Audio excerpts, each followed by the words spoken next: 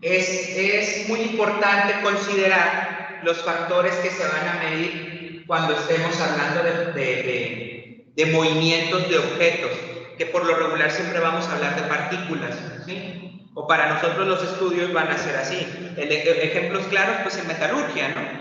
¿Sí? En metalurgia, cuando ustedes tienen la solución rica, ¿sí? Si yo les pregunto, si tienen una solución rica en donde hay partículas de cobre dentro de la partícula, digo, dentro del fluido, y les pregunto, en el tiempo cero hay X cantidad de partículas. Dentro de 3 horas, ¿cuántas partículas de cobre habrá? ¿Sí? Entonces, ustedes van a tener que ver qué tipo, o sea, en la solución rica, qué tipo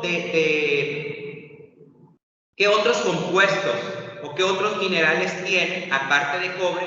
¿Por qué? Porque esos minerales que estén, o esos metales que estén alrededor de cobre, pueden hacer que en un considerable tiempo las partículas de cobre empiecen a crecer o empiecen a aumentar, o puede hacer que las partículas de cobre disminuyan sobre la solución rica. Y el cobre, el zinc, el estaño, todos esos elementos, pues obviamente son impurezas.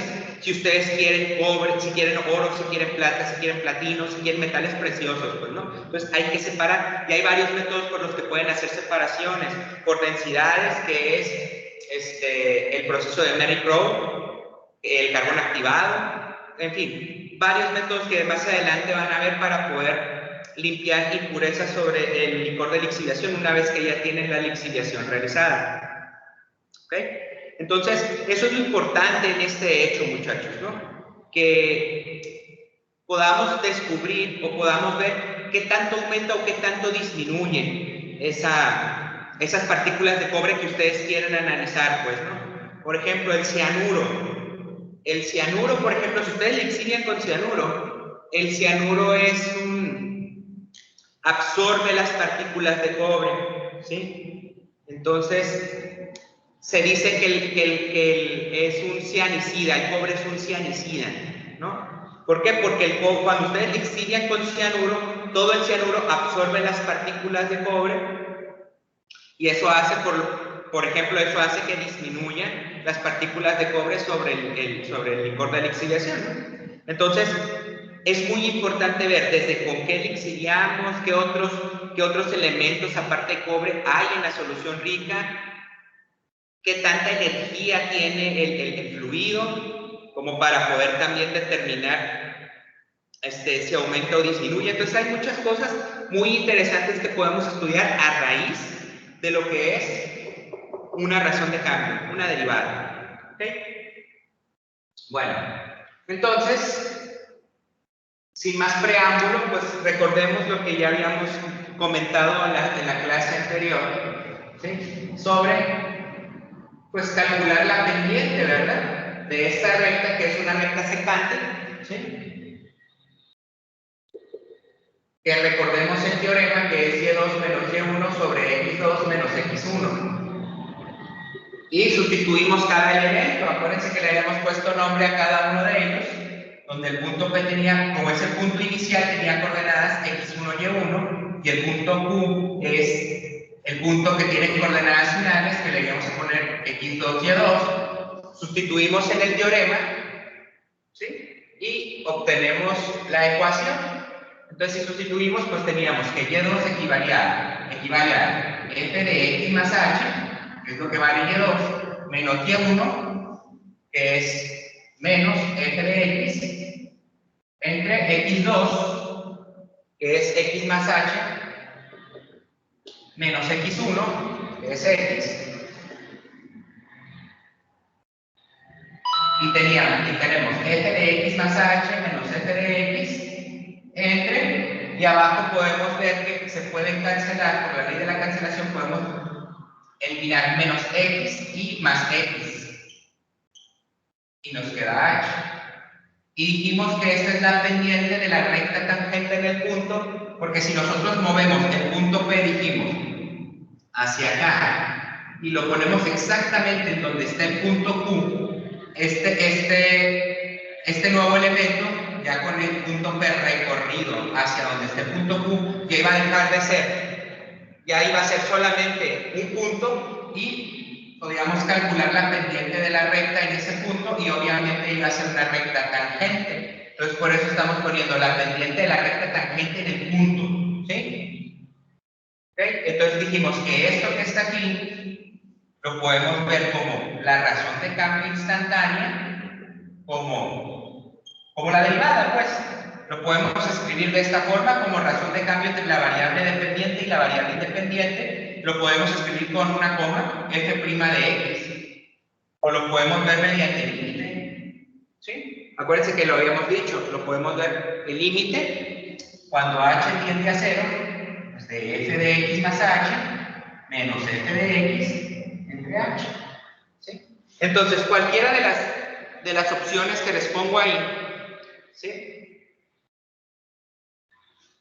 Vamos a ponerle también pendiente de la recta tangente igual a la pendiente de la recta secante. ¿Por qué? Porque si movemos el punto P para acá, deja de ser una pendiente de una recta secante y pasa a ser la pendiente de una recta tangente. ¿Sí? Entonces, todo lo que estamos escribiendo aquí, pues es igual, ¿verdad? Que sería la razón de cambio instantáneo mediante el concepto de la definición del límite que ustedes ya conocen. ¿Okay? Muy bien. Esto, muchachos, es la parte teórica, ¿sí? De lo que viene siendo la interpretación geométrica de la derivada, que es el cambio de evaluar la pendiente de una recta secante a evaluar solamente pendientes de rectas tangentes, y cuando hablemos de pendiente de la recta tangente estamos hablando de calcular la derivada de una función en el punto que nos están indicando. ¿Sale? Muy bien. Entonces, no sé si tengan alguna duda, alguna pregunta de lo que he comentado. Esto ya lo habíamos visto pues anteriormente, nada más lo estamos recordando, ¿no? Todas esas son maneras de sacar lo mismo. Sí.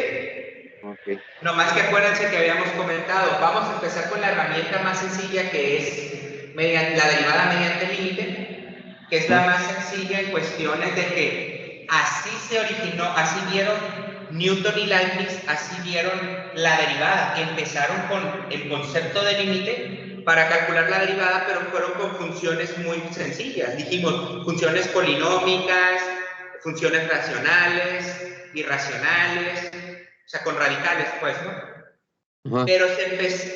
Mande. No le digo que sí. Y entonces fueron, pues tenemos un mar de funciones, pues, ¿no? Entonces se empezaron a dar cuenta, pues, que existían funciones muy inestables y dijeron, pues ya la definición de límite, pues ya no me va a alcanzar, pues, para poder encontrar la pendiente de la recta tangente o la razón de cambio instantánea de un movimiento. Entonces dijeron, empezaron a surgir funciones trigonométricas, funciones logarítmicas, exponenciales, otro tipo de funciones en donde ya con el límite como herramienta matemática se complicaba para poderme decir cuánto vale la pendiente de la recta tangente en el punto. Entonces, ¿qué hicieron?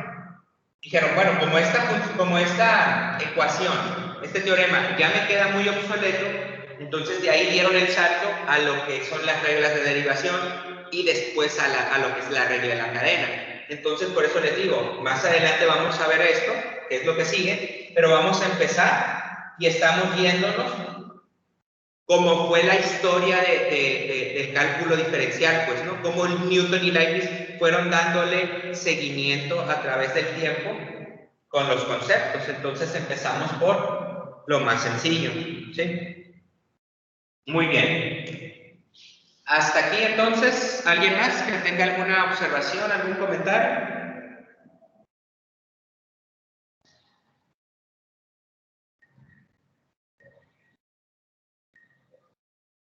Tengo otra duda. Mande. Si esa es la más fácil, ¿cuál es la más complicada? Para calcular derivadas. Ajá.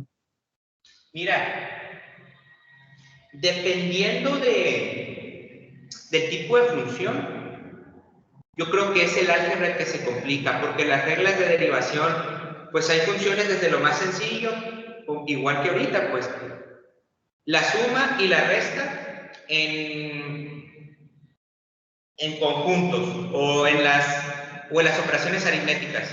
8 más 3, 10 menos 5, suma y resta, algo muy sencillo.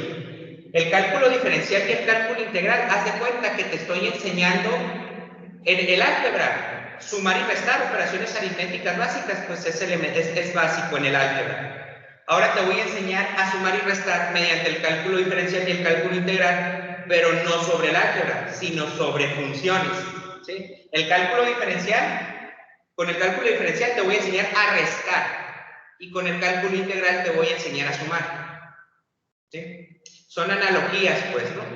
Fíjate qué tan sencillo puede ser una suma o una resta desde el punto de vista aritmético o algebraico, y cómo es la suma y la resta, digámoslo de cierta manera, mediante el cálculo diferencial y el cálculo integral, mediante funciones. Eso es.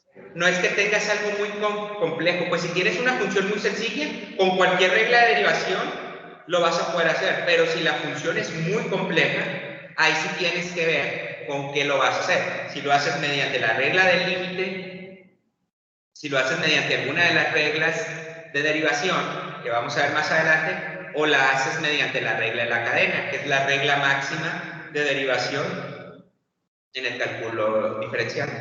Entonces, depende, no te puedo decir algo así muy complejo, pues, ¿no? Dependiendo del tipo de función que tengas, pues es como se complica más que nada el álgebra. Por eso les digo, si ustedes ahorita tienen el álgebra al 100, no van a batallar en pasar el curso, porque es puramente algebraico. Cuando pasen este curso y lleven ecuaciones diferenciales es puro cálculo integral. Si batallan ahorita en agarrar el rollo del cálculo integral, van a batallar en el siguiente curso, porque es puramente métodos de integración. Y obviamente también hay que derivar, ¿no? Pero con todos los métodos para resolver ecuaciones de primer orden, de orden superior, las aplicaciones, casi por lo regular, en un 95% del curso, se usan integrales. Entonces es importante que lo aprendan.